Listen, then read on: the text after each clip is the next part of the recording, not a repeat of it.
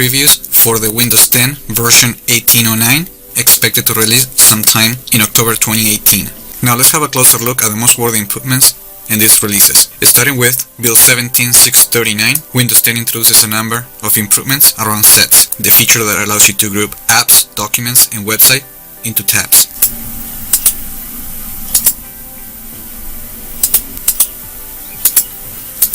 Starting with build 17.639, you can now drag a tab around within the set.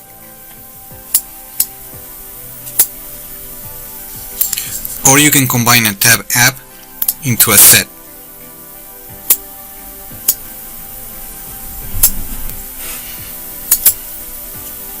Also, it is now possible to use the Alt-Tab keyboard shortcut to circle between open tabs.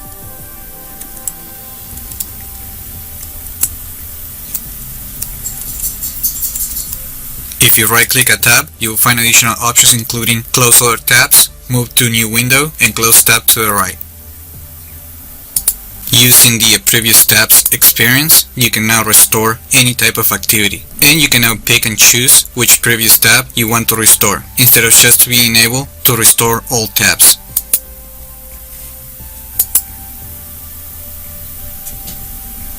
Also, Task View will now show group of tabs in a bubble. As you can see right here, we can see a group that has more than one tab.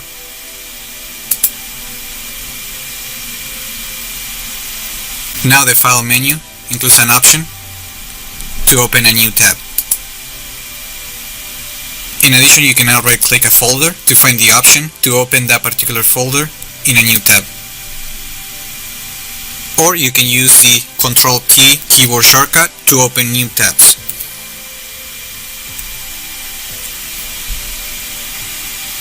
In the Settings app, in the multitasking page, the Sets section has been updated so you can control whether pressing Alt-Tab shows the most recent used windows and tabs or Windows only. And you can add apps to a list that you don't want to use tabs.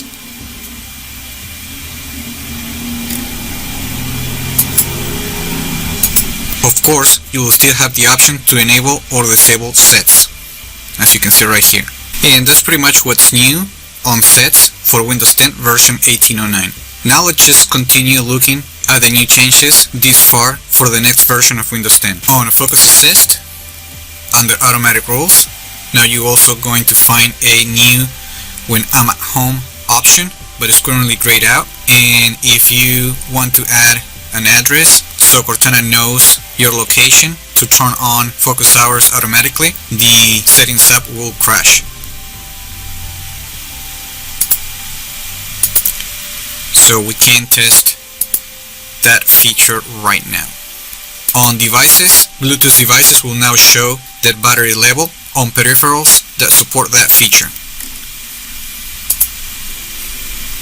I don't have a Bluetooth peripheral, but I can show you a picture from Microsoft that shows how the new battery level looks like. On apps, in the Advanced Options page, you will now see a new battery usage section that allows you to check the app battery usage, and you can manage its background policy. You can also click the battery usage link that will take you to the battery settings page. Also, starting with build 17.639, the settings to adjust brightness has been removed from Control Panel, and now you can only change these settings using the Settings app. Microsoft also introduces the Cortana Show Me app, which is simply an app to guide you step by step to change settings in the Settings app. So this is how the app looks like. You actually need to get this from the Microsoft Store.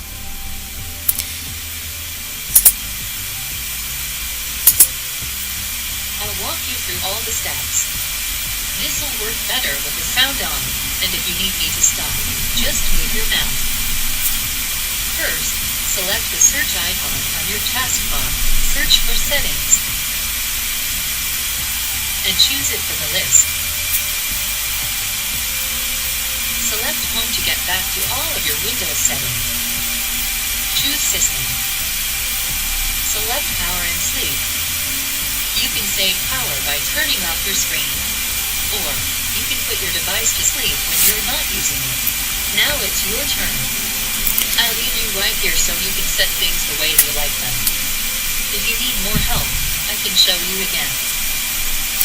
The best thing about this app is that it's not actually a video, that's actually steps on Windows itself. As you can see, I can go into the step and change the settings any way I like. If I want, I can just maximize it. You can play it again, or you can click the all done button to get out of the experience. Of course, that's an app that is still in progress, so at this time it's pretty limited. And on the taskbar, you will notice that the Processes tab now shows an icon when a process is suspended in the status column.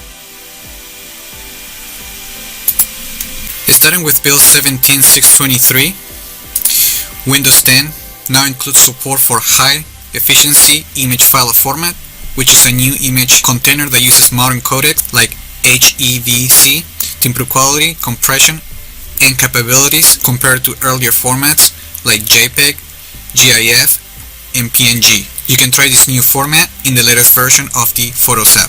As part of Windows 10 version 1809, Microsoft also introduces a new experience that allows you to remove external GPUs connected via Thunderbolt 3. The new experience allows you to know which apps are currently running on an external graphics processor to safely close them to prevent data loss as you disconnect the device.